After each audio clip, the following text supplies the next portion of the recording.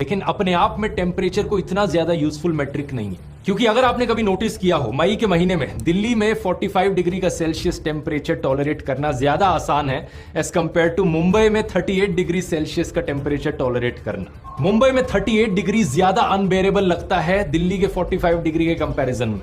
ऐसा क्यों है?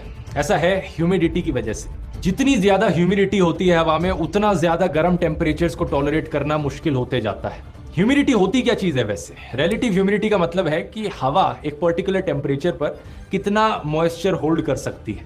100% रिलेटिव ह्यूमिडिटी का मतलब है कि एक सर्टेन टेम्परेचर पर हवा कंप्लीटली सैचुरेट हो चुकी है, जितना मॉइस्चर वो होल्ड कर सकती है उतना कर रही है, उससे ज्यादा नहीं कर पाएगी। ये चीज वैसे आपने स्कूल में भी पढ़ी होगी, और स्कूल से याद है कि जितनी ज्यादा गर्म होती है हवा, उतनी ही ज्यादा इसकी कैपेसिटी बढ़ जाती है मॉइस्चर होल्ड करने की। गर्म हवा में ज्यादा मॉइस्चर होल्ड किया जा सकता है एज कंपेयर टू ठंडी हवा में। इसका मतलब है कि अगर ठंडी हवा और गर्म हवा दोनों की रिलेटिव ह्यूमिडिटी 100% है, गर्म हवा में ज्यादा मॉइस्चर होगा, और जितनी ज्यादा ह्यूमिडिटी बढ़ती है उतना ही मुश्किल होता जाता है हमारी बॉडी के लिए पसीनों को इवेपोरेट करना। और पसीने आना, जैसा कि आप जानते हैं, हमारी बॉडी का नंबर 1 तरीका है हमारे को ठंडा रखने का। अगर हवा में बहुत बहुत ज्यादा गर्मी है और बहुत बहुत ज्यादा ह्यूमिडिटी है तो हमें पसीने आ ही नहीं पाएंगे और हमारी बॉडी अपने आप को ठंडा रख ही नहीं पाएगी, यानी कि बहुत ही जानलेवा हो सकता है। इसी रीजन से टेम्परेचर और ह्यूमिडिटी दोनों को कंसीडर करना जरूरी है, और एक मैट्रिक जो इन दोनों चीजों को साथ में कंसीडर करता है वो है हीट इंडेक्स।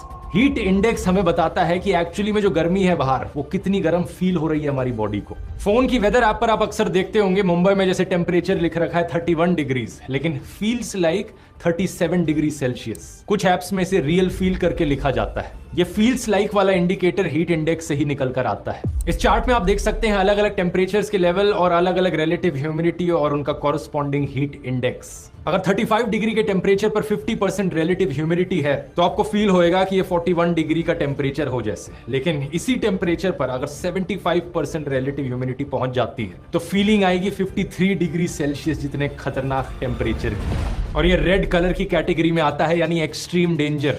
इस हीट इंडेक्स पर आपको एक हीट स्ट्रोक या सन स्ट्रोक होने का बहुत ही हाई चांस है। और यही रीजन है कि फिलीपींस में जो अभी हीट वेव आई थी वो इतनी खतरनाक और जानलेवा क्यों थी, क्योंकि वहां पर हीट इंडेक्स 53 डिग्री सेल्सियस तक पहुंच गया था। जो लोग इस चीज को नहीं जानते वो शायद एक्चुअल टेम्परेचर को देखकर कहें कि अरे टेम्परेचर तो सिर्फ 40 या 41 ही दिखा रहा है, कोई इतनी भी ज्यादा गर्मी नहीं होगी। लेकिन हीट इंडेक्स पर यहां ध्यान देना बहुत जरूरी है, क्योंकि इवन 32 से लेकर 41 डिग्री का जो हीट इंडेक्स है उसमें भी आपको एक्सट्रीम कॉशन लेनी होती है। अगर आप धूप में ज्यादा टाइम बिताएंगे या फिर कोई फिजिकल एक्टिविटी करेंगे तो वहां भी पॉसिबल है कि आपको हीट स्ट्रोक हो जाए।